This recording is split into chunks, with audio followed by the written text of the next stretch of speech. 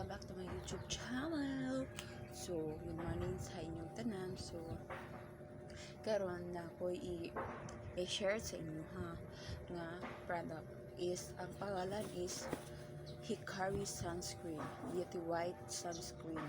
Wait lang ha, Ultra Fresh Sunscreen. So, wait. So, here is the product, Hikari Sunscreen. So, nag-apply naman ko ni gani. So, muna na ang sa pinawang ang butang.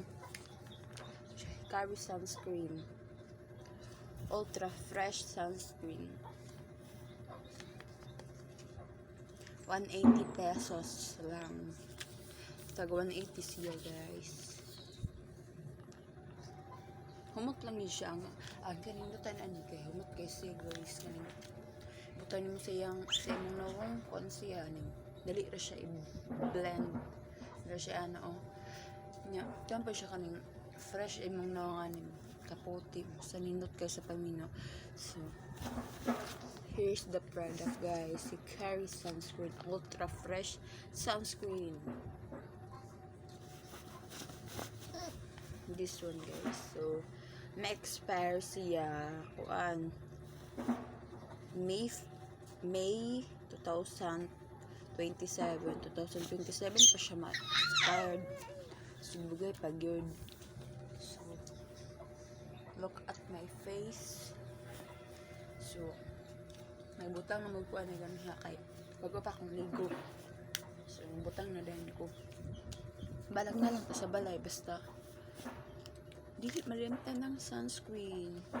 So, bahalag maggamit kag sabon dara ang Kojic Beauty White Soap kung sa you Glow Babe kadto bisan lang sa nga product sa sabon kinahanglan nagyo kay sunscreen.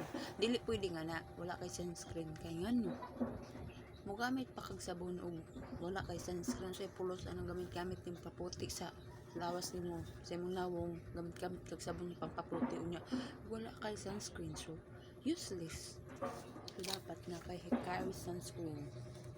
This one, guys, Hikari Sunscreen.